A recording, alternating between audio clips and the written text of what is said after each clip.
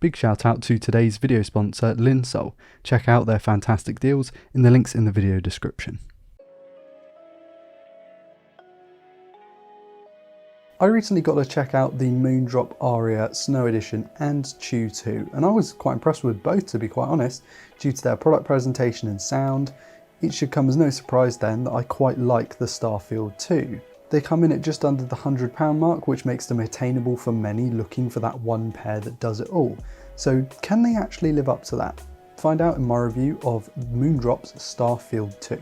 Hey guys, I'm Ryan Thomas, and big thanks to Moondrop for sending out the Starfield 2 to review.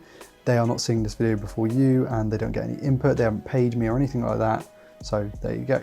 The Starfield 2 is incredibly well presented physically. It came in this stunning box with a gorgeous cable and a case that matches the golden dark blue aesthetic of the rest of the IEMs. The case and the cable are some of the nicest that I've ever used, regardless of the price point.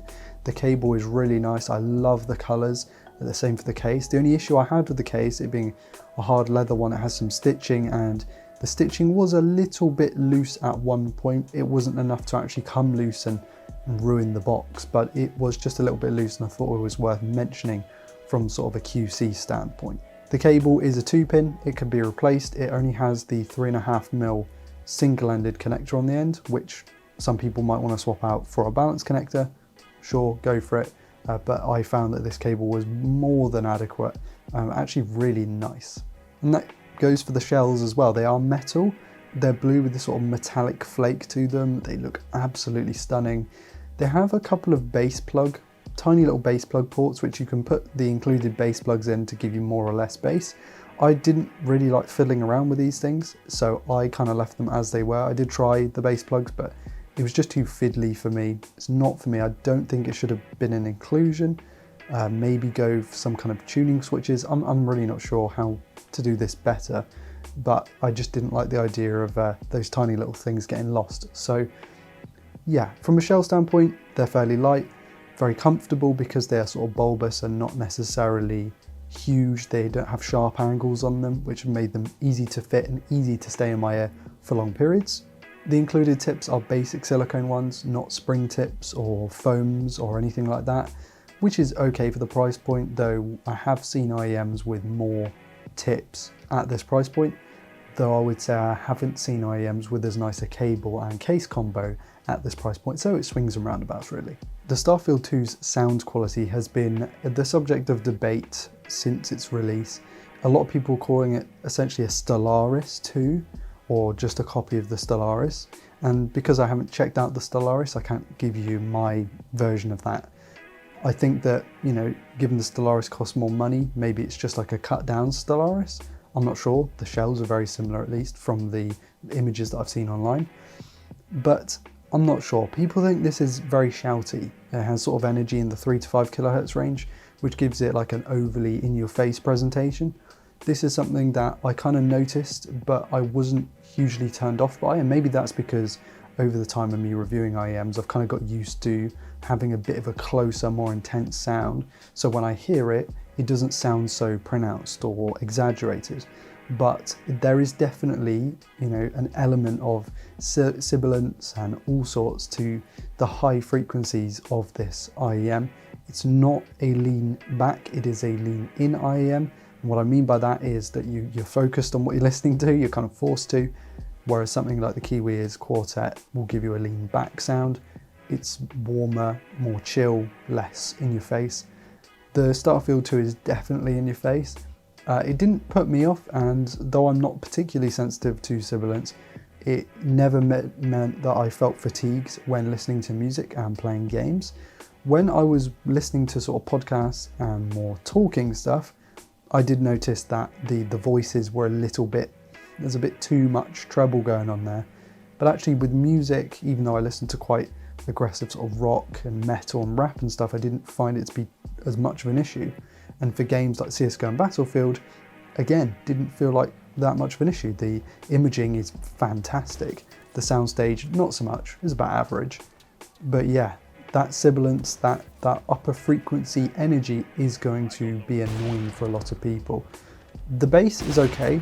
the bass is adequate. There's not a huge amount of sub bass, and there's not that low rumble that you get with, say, for example, Moondrop's own Tune 2. But I never felt like I was missing out on bass, if that makes sense. And the mid-range, whilst it's there, it's not particularly prominent, and voices can kind of sound like they're coming through from the back instead of right in front of you, especially male vocals. I mean, female vocals, because they're higher up in the frequency response, do sound a bit more forward, and that's probably something to think about when you're buying these. And overall, the Starfield 2 for me is a pretty well-rounded set for the price. If you're okay with that upper frequency energy and you're not so worried about it feeling like it doesn't have a subwoofer in it, you know, because it's more like a 2.0 with the lack of sub bass, I think it's a good set. I mean, the paint is gorgeous, the colours, the included case and the cable are also fantastic. The sound quality for me is good, but obviously it's not going to fit everyone's tastes. And I think at £85, which I've seen this online for, it might have been a Hi-Fi Girl, somewhere like that, that's a pretty good value for money. For anyone else who really doesn't want something with so much sibilance, the Quartet is a great set to go for, but its case and its cable aren't nearly as nice as these, and the shells are a little bit hit and miss in terms of their fit and finish. So I'm not sure really where to go with this recommendation. I would recommend it to myself, but to other people, you know, this shouldn't be your first IEM. As I said at the start of the video, is this the one that can do it all? I don't think it is, unfortunately, but I wouldn't say that its sound quality is particularly bad, and I would say that actually a lot of its physical attributes make up for a sound that doesn't completely wow you or blow you away. The sub £100 price tag and price point isn't there to wow you, it's there to give you a good experience, and maybe not an introduction because it's not exactly super attainable, but to give you a good enough experience that you're not turned off by it. If you're worried about higher frequencies and treble, don't bother. If you quite like a bit of forward presentation, go for it. And that's it for today's video, guys. Please do like, comment, subscribe, all that fun stuff. Thanks to my patrons for being really supportive.